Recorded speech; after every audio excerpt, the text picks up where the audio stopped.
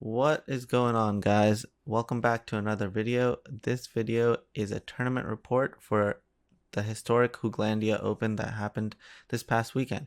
I played the Tainted Pact combo, the Grixis version, and yeah, I played this exact 75. It was an easy breezy win, and so the tournament was really smooth, and it was a little different because it was a double limb tournament. It's the second one of these that I've played. Most like games like Super Smash, they usually use this form of tournament structure. So it was really interesting to see how this played out. Felt really good. The only thing that was really tough was I played against Matt Bemonte in the finals, and he was undefeated. Since he had no losses, I had to actually beat him in 2 full matches. Luckily, I was able to do that because the deck is absolutely broken. But still, I thought it was a really interesting experience. And from that tournament, I'm positive if you're not playing Pact, if you're not trying to win the tournament, um, if your goal is to win the tournament, you should be playing Pact.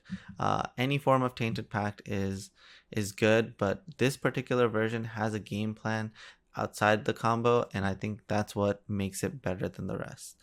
A good example is the finals where I was playing against Orzhov Death Shadow, which has discard in Inquisition, Thoughtseize, and Duress post board with Elite Spellbinder, which also is hand disruption while putting a threat onto the field.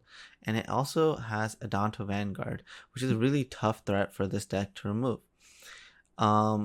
These are like elements that are going to make me worse if I'm just like fully committed to the combo. But since I had like another game plan, in like Crackling Drake and Jace, I felt like I was able to navigate the game to win, and that's why I feel like I was able to easily 4-0 the matchup. So the next portion of the video is going to be basically just a match that I chose from this past tournament, and that match is my match against Jeskai Control. I feel like Jeskai Control is really popular, and I don't understand why. But I basically dismantled the matchup uh, this match, and I wanted to commentate over it and kind of like shed the light on how Tainted Pact can beat that matchup very consistently. So I'll see you there.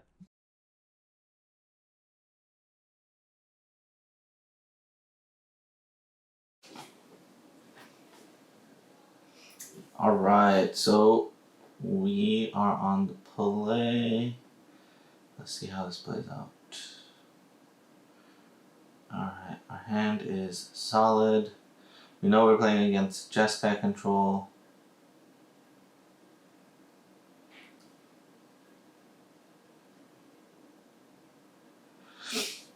We have access to pretty much all the colors. Maze Mind Tome is one of the best cards you can have in the matchup. Either that or search for Azcanta. And now we can just play the game in a pretty clean way. Basically get to just Thoughtseize, make sure there's nothing problematic on the other side. Looking at this hand, it's probably a Bone Crusher Giant. Yep, because they have no blue source. Yeah, they missed their land drop, so I'm assuming that this game is just over. Yeah, we're just gonna go ahead and cast a Fae of Wishes, grab a Tainted Pact. That means we have one Tainted Pact in our deck, and now we can go like Tainted Pact into getting Oracle, and then Oracle plus Tainted Pact for the win. So we can't do that this turn, but we decided to scry because if we ended up seeing the Oracle, that means we could have just gone for the win. But since we didn't, now they get to untap and they have access to memory lapses, potentially another tapped counterspell. This game is no longer easy because they drew back-to-back blue sources, but we ended up finding another Tainted Pact, so they're gonna kind of be on the back foot. Our whole goal now is just to make sure we make our land drops, and as long as we do that, we should be able to close out this game. And since I don't really need any more card draw, we could potentially clear the top of our library with Tainted Pact at the end of turn. And even if they ended up countering this, it wouldn't be a big deal. It's probably wise to discard an Oracle now. And yeah, we're just setting up a way not to lose here, because if you go Thassa's Oracle here, they do have double memory lapse, so the Tainted Pact does basically get countered. So it's just better to wait until next turn.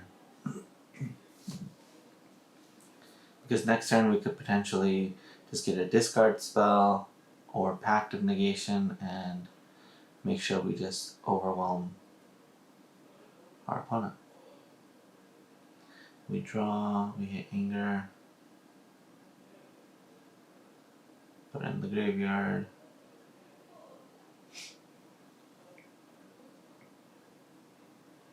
So now we have access to Thassa's Oracle, Tainted Pact, into Tainted Pact, into Pact of Negation. So this should be game. But it's always important to check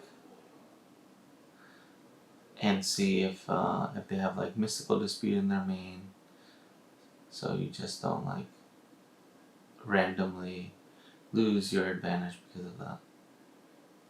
So this is gonna get memory lapse. We're gonna respond. There's another Tainted Pact. This is gonna get memory lapse.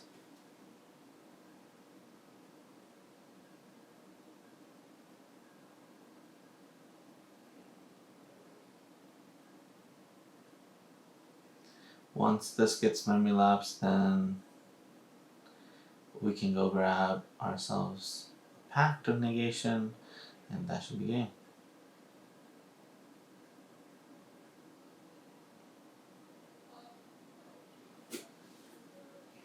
So at this point we're in, I think, top 5, so that's why I'm taking a little bit more time than usual to think about every single play,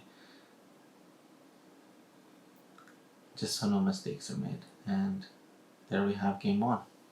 Alright, so generally when I'm playing against a control strategy, it's a good idea to board in a bunch of counter spells and another Duress, and board out cards like Storm's Wrath, Languish, Sweltering Suns, and Anger of the Gods. Push, like a lot of these removal spells have very little application. Crux is always a decent sideboard plan. You can bring in Underworld Breach, but a lot of times they just like to bring in Rest in Peace just because they don't have enough slots for the matchup and that it could potentially be good against you. So I don't necessarily like bringing in Underworld Breach every time. It's also just a good wish target, so I'm always cool with that. But yeah, I mean, pretty standard sideboarding here. And we're looking pretty good. Alright, on to game 2.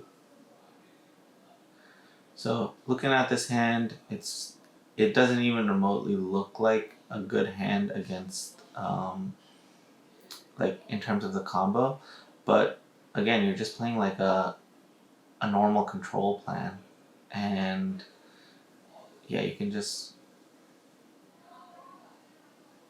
like completely dominate the matchup this way.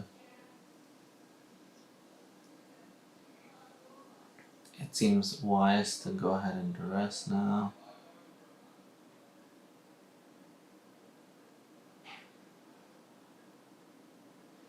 This is actually a tough decision. They're far enough from the Teferi. We know that the veto is going to be a problem pretty much the entire game, so might as well just get rid of the most problematic card.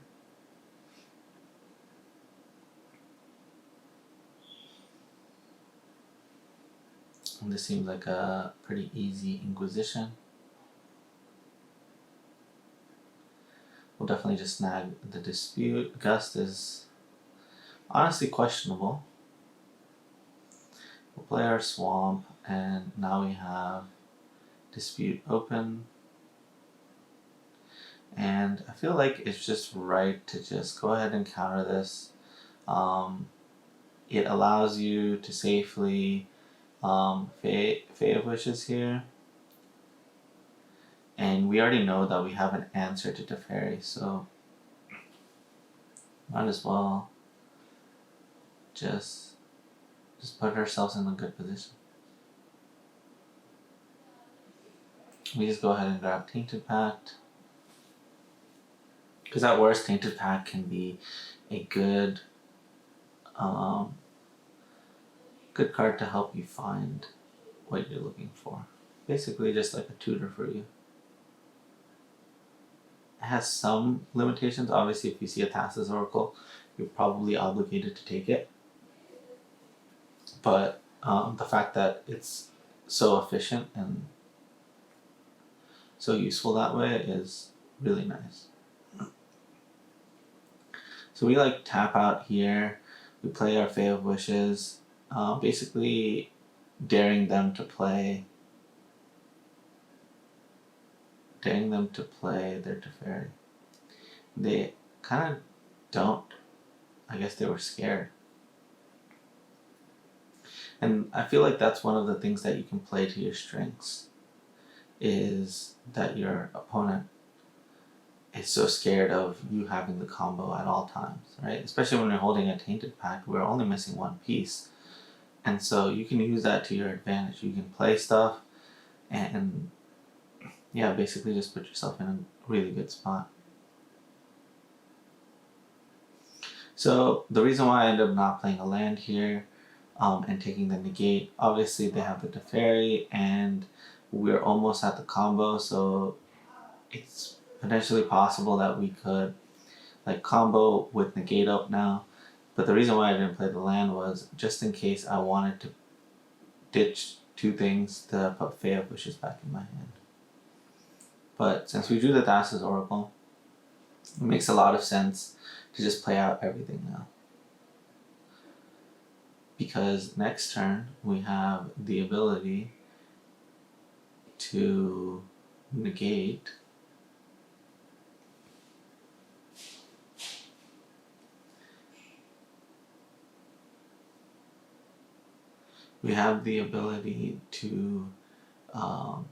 try to go for the combo and negate. I went for the combo there, didn't have a real reason to.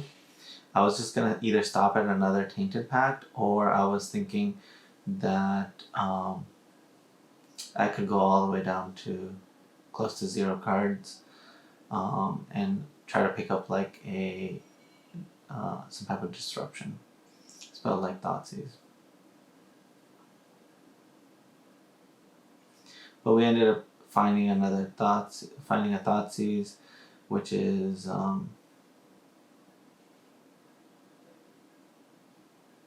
just a really good card. So we end up casting the Thoughtseize, ends up doing nothing, but they play a Rest in Peace. Now they have one card that we don't know about. As long as it's not veto, we got this game, because we got Oracle into Pact into negate as a way to save ourselves.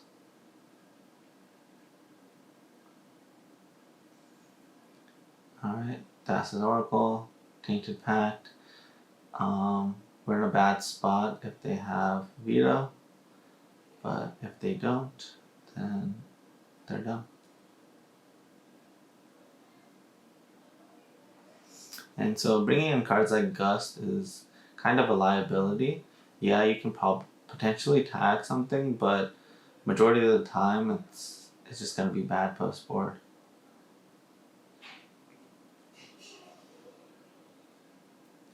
And the timer runs out, and that's game. They could potentially counter our trigger, but we have the negate, so once that goes on the stack, we would be able to counter it with negate, so this is a definite win. Winner, winner.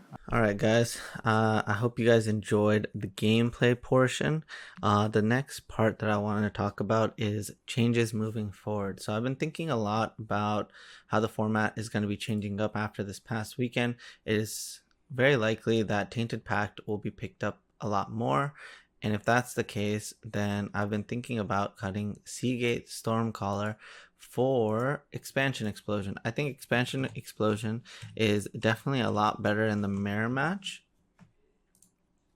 And before I wanted to keep it because I want to keep the Seagate Stormcaller because it's a body, and that body can be much better used against a matchup like Gruul, whereas Expansion Explosion is definitely a lot better in the mirror match.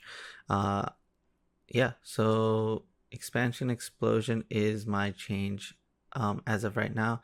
Everything else will remain the same. If you guys are looking for a sideboard guide, you can find that in my video exclusively about this deck. And until next time, see ya.